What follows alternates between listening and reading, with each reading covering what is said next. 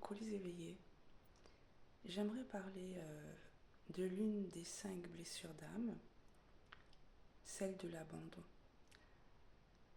Cette blessure naît lorsqu'une personne a vécu dans son enfance ou à différents moments de sa vie un manque de présence, de soutien ou de sécurité affective. Il y a beaucoup de mots à citer, mais là c'est très réduit en quelques minutes, vous vous en doutez.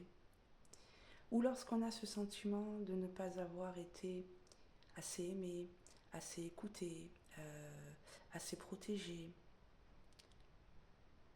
Cette blessure, elle va laisser en vous quelque chose de profond.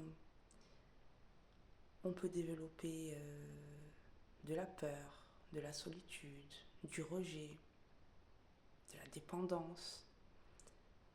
Cette personne a souvent besoin de rechercher l'approbation des autres,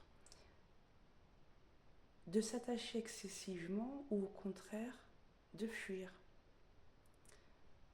Ces blessures peuvent engendrer, je pense que vous êtes nombreux à avoir ce genre de personnes autour de vous, ça peut provoquer de l'anxiété, un sentiment de vide intérieur. Du coup, que ce soit en relation amicale ou amoureuse, parce que les deux sont similaires, vous savez, ça peut créer des schémas répétitifs. Peur, jalousie, souffrance, disproportionnée, pardon. Parce que là, on se met dans des états de souffrance qui prennent une envergure de l'autre monde, on ne sait même pas pourquoi. Mais c'est comme ça ne se calcule pas.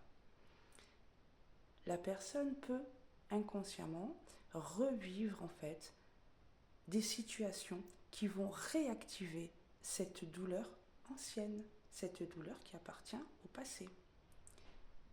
Cependant, on peut la travailler en prenant conscience de son origine. Il faut aller chercher l'origine, il faut mettre le doigt là où ça fait mal.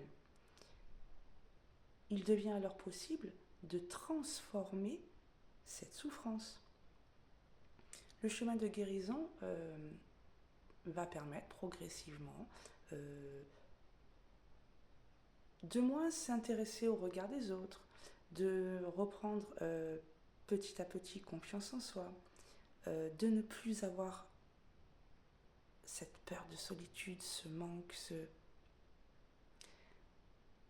Je pense que vous avez tous vraiment quelqu'un dans votre entourage qui a cette blessure de l'abandon et peut-être même vous-même. Personnellement, je crois que sur les 5 blessures, j'ai eu les 5. Je suis donc bien placée pour vous dire qu'on peut les guérir et qu'on doit les guérir. Alors si vous avez quelqu'un dans votre entourage qui souffre de cette blessure, sachez que vous, personnellement, vous ne pouvez rien faire.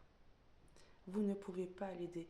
Même si je sais combien c'est compliqué de ne pas tendre la main à ce genre de personne, c'est la personne elle-même qui doit prendre conscience et qui doit avoir le déclic de vouloir s'en sortir.